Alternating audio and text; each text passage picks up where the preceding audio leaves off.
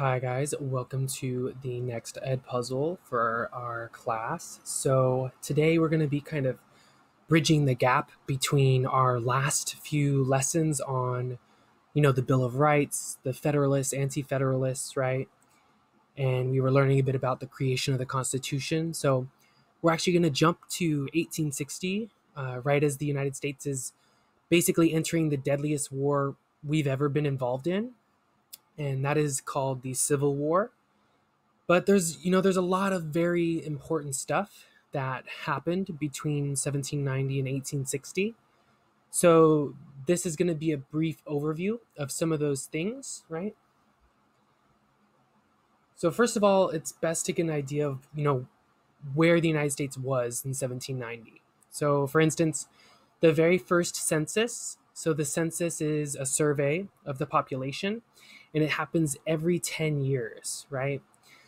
And the very first census in the United States was held in 1790, and this is what it told us, right?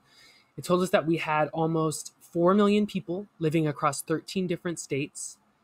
The biggest city in the country in terms of population was New York City, which had at the time 33,131 residents.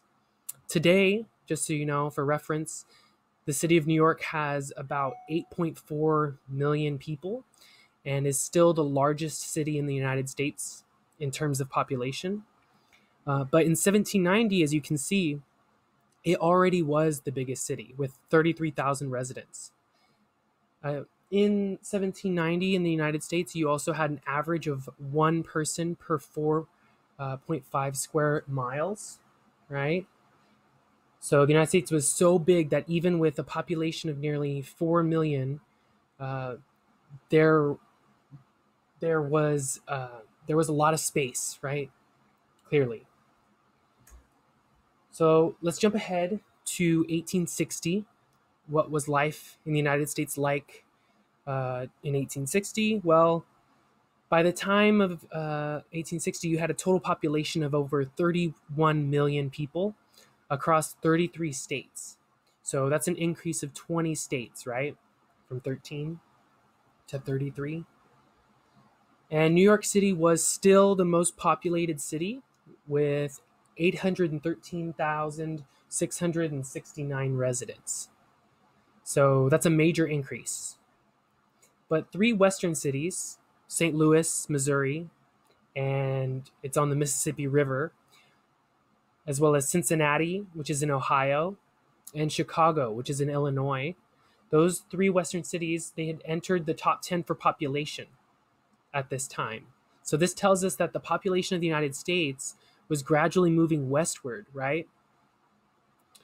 Then you also had an average of one person per 10.6 square miles. So even with the population increase, people had even more space, or at least had more space available to them. So since they've more space, there are obviously some major changes in geography, right? In order for them to have more space. So between 1790 and 1860, there was a lot of changes in geography. So here's what the U.S. looked like in 1804, right after we had purchased what became known as the Louisiana Purchase from France. You'll notice right in the middle of this map, the Louisiana Purchase that we bought from France. It was explored by Lewis and Clark. I'm sure if you've ever heard of them in some of your previous U.S. history classes. They explored this part of the country all the way to the Pacific, along with a Native American woman named Sacagawea. And then about 20 years later, in 1821, we organized a lot of this territory that they had explored with the Missouri Territory and Arkansas Territory, right? And we had reached all the way to the Pacific Northwest, then in the 1850s, right? Or the 1820s, I should say. And then in the 1850s, we had organized even more territory. And in fact, the United States finally stretched from the Atlantic Ocean to the Pacific Ocean because of the Mexican-American War, where we defeated Mexico and took over a lot of the western lands that they had controlled, including California, where we live, And then in 1860, right before the Civil War, you'll notice that the land had broken up, right? Um, in the Western Territory, it had been broken up into several territories. There were major changes um, in this part of the country right before the Civil War. And there were a lot of changes in politics during this time period between 1790 and 1860. So we're going to take a look at some changes in politics. So, for instance, suffrage, or the right to vote, had expanded amongst white men mainly. This is because of property requirements being eliminated. So it used to be, as we've already discussed in previous lessons, it used to be that you had to own a certain amount of property or have a certain amount of wealth in order to vote. But a lot of states got rid of those requirements, and thus more men, or at least white men, were able to vote. And this helped lead to the election of more popular leaders. Folks like Andrew Jackson, for example, who was elected to the presidency in 1828. That election in 1828 is seen as an example of the power of the common people. You also had arguments and compromises between politicians and government over issues like the expansion of slavery in new states and territories as the United States got bigger. Some examples that you may have heard of from your U.S. history class before is the Missouri Compromise in 1820, which was a compromise to try to draw a line through the middle of the United States, saying that slavery could exist just south of that line, but could not exist north of that line. And then you had the Compromise of 1850, when America was deciding what to do with all the land we had won from Mexico. And the Compromise of 1850 tried to eliminate slavery in some states, but allow it in others, right? And then we had the Kansas-Nebraska Act of 1854. And this tried to solve the issue of slavery by saying that the people in the states could vote for it, but that compromise didn't please everybody. It led to violence in various places. And then you had the Dred Scott decision by the Supreme Court. And this Supreme Court decision basically said that Congress couldn't pass laws regulating where slavery could and couldn't be. And so that meant that slavery could exist in any state, regardless of what the residents of that state thought.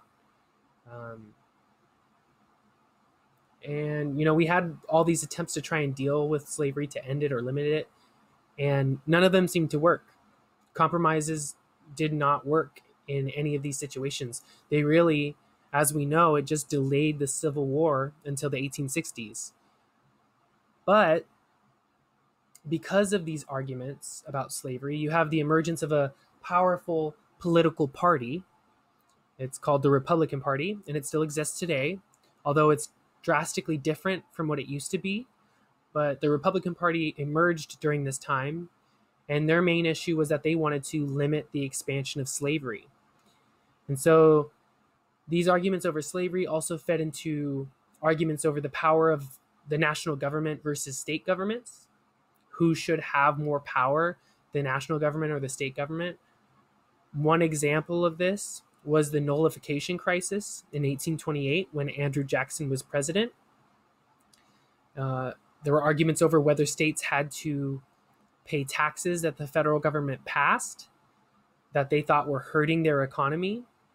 And for a while, the national government was able to assert its dominance, but eventually states became fed up with the national government and who was leading it, especially when Republicans, namely Abraham Lincoln, had control of the government.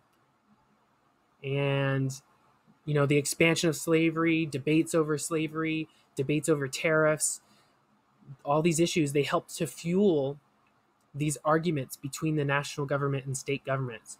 So there were major changes in politics taking place, as you can see.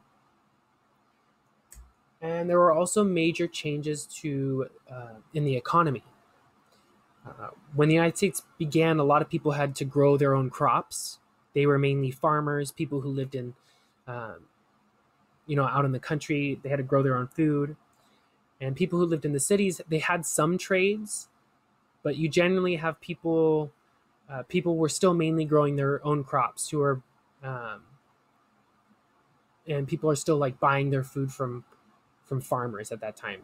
And that still happens today. Some people still grow their own food. But in this time period, you had something known as the market revolution. So this is what takes place between 1790 and 1860. There's this thing called the market revolution. And what this meant was that people were able to buy and sell goods instead of making them themselves. So a lot more people were going to the market to purchase their own goods, their own services, food, instead of growing it, making all these goods for themselves. So instead of you growing your own crops, more and more people were buying their crops from other people. Instead of you making your own clothes, you could buy pre-made clothes from someone else. And this market revolution helped lead to an increase in factories, mainly in the north. Factories that made clothes and textiles. The raw materials for these factories in the northern factories were often provided by southern plantations and farms where they grew things like cotton and indigo, right? So a lot of the factories were in the north. A lot of raw materials were in the south, like cotton and indigo. And technology also vastly improved during this time and helped to increase production in these factories and on farms. And things like the cotton gin that made it much easier to produce cotton, made it more useful to making textiles, right? And there were gold and silver rushes. Remember the gold rush? The silver rush out west in places like here in California and Colorado. And these gold rushes, silver rushes, they helped fuel mass migration out west to those places. The California Gold Rush, for example, started in 1848, but a lot of people really started moving out here in 1849, which is where we get the San Francisco 49ers football team name, right? And this also led to increased wealth for quite a few folks and for the government. They were able to bring in a lot of gold and issue a lot more currency, which enabled a lot of people to spend more money, right? And we had some changes in society as well. You had reform movements, groups that wanted to improve American society in a wide range of topics like public education. You had the emergence of the first public schools, which meant that states paid for the schools. It wasn't private education. And students could attend them at no additional cost. It was free. It was public. It was a public good. And you had reform of prisons, right? Where they tried to actually reform prisoners instead of just punishing them. And you have the temperance movement, which attempted to wipe out the use of alcohol. So they were trying to ban alcohol. And abolitionism tried to wipe out the existence of slavery. That's another big movement during this period in society. And you had the Second Great Awakening. You should remember what we'd learned about the First Great Awakening.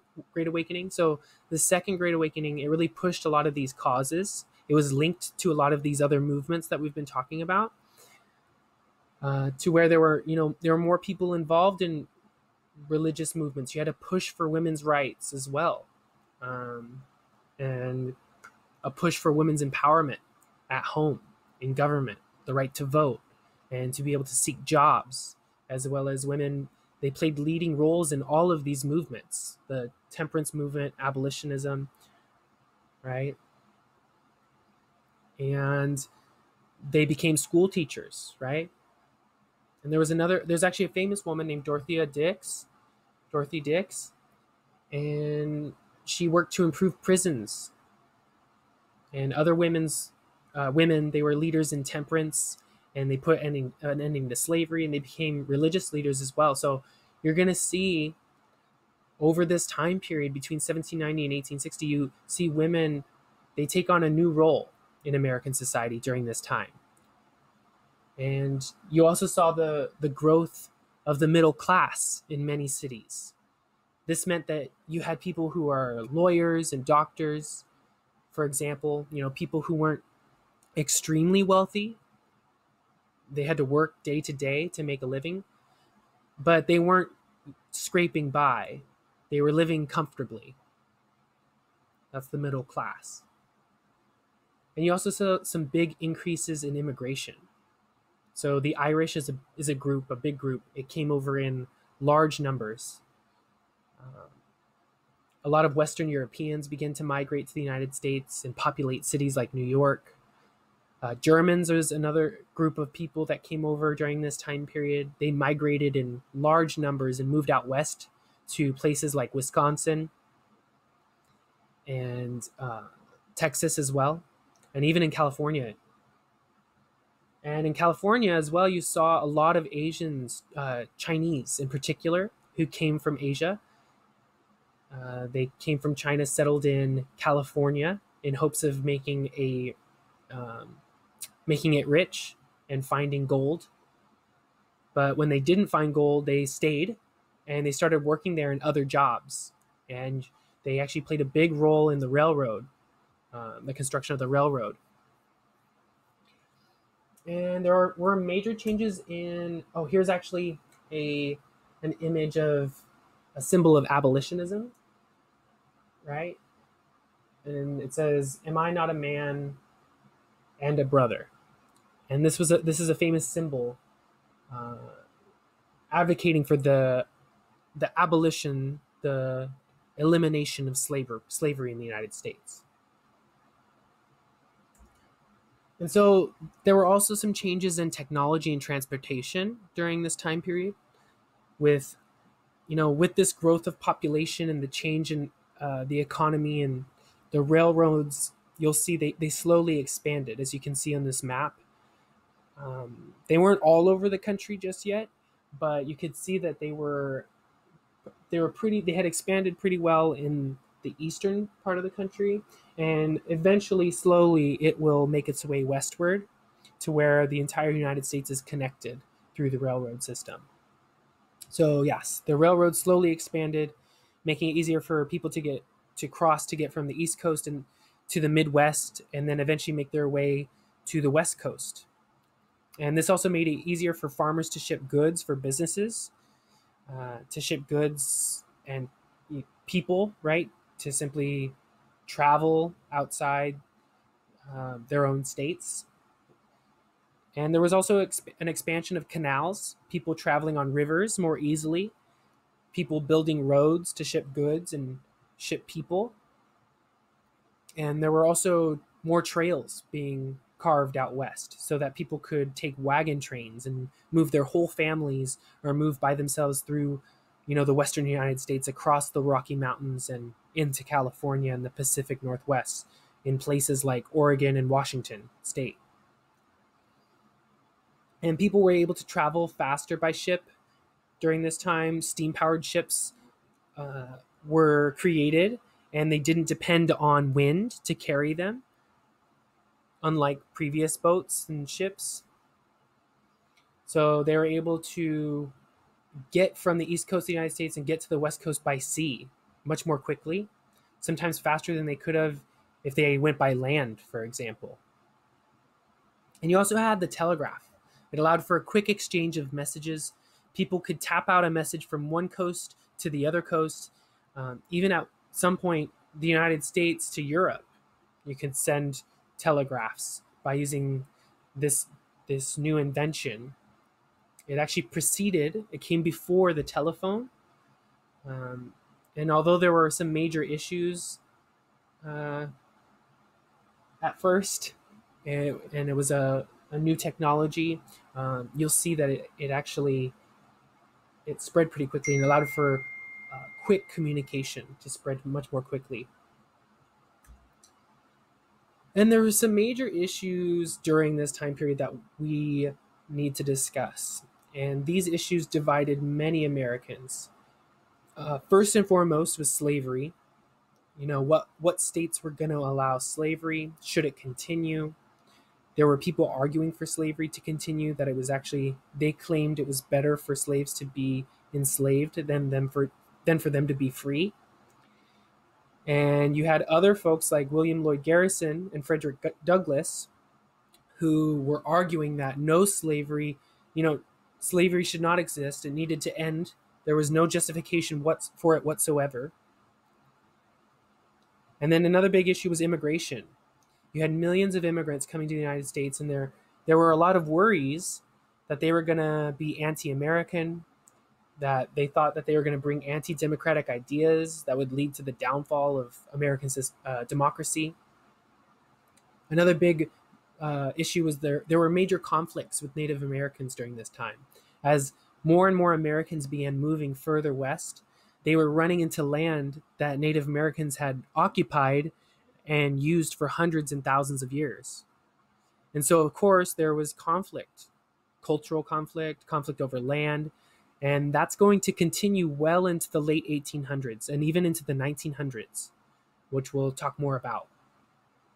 And one of the most well-known events that you learned in 8th grade, and we'll talk about a little bit here, would be the Trail of Tears. So again, under the presidency of Andrew Jackson, this was when millions of Native Americans were forced to move west of the Mississippi River, and many died. They had to walk through several states, hundreds of miles on foot. And then you had, women's rights, as I mentioned, before women became really involved in a lot of reform movements, but they began to push for specific rights like suffrage, the right to vote, and they wanted more economic freedom and independence, and they wanted education. And, many of them, even those who were educated, they were very limited in what they could do with their education. And so they wanted more opportunities. Women wanted more opportunities to become doctors and lawyers and things like that. And of course, there were also major differences between the North and the South. There were cultural differences. We can trace this all the way back to the founding of Plymouth and Jamestown. Remember the economic differences and the religious differences and the reasons for even coming to the United States and what they did for a living. So these continued into the 1790 to 1860. And there are major environmental differences that influenced the forms of life in the North and the South, and in their beliefs, in their economies. And slavery, which is obvious. It's a big one, right? Slavery had existed in all the states at one point in time. But as time went by, between 1790 and 1860, a lot of the northern states had outlawed slavery and had ended it. And so slavery dominated the South, but in the North, not so much. So that's going to be the end of this lesson. So be looking out for our next lesson. We're going to be diving into a review of the Civil War, and eventually we'll be moving on to Reconstruction. So thank you for watching. Let me know if you have any questions or need any help.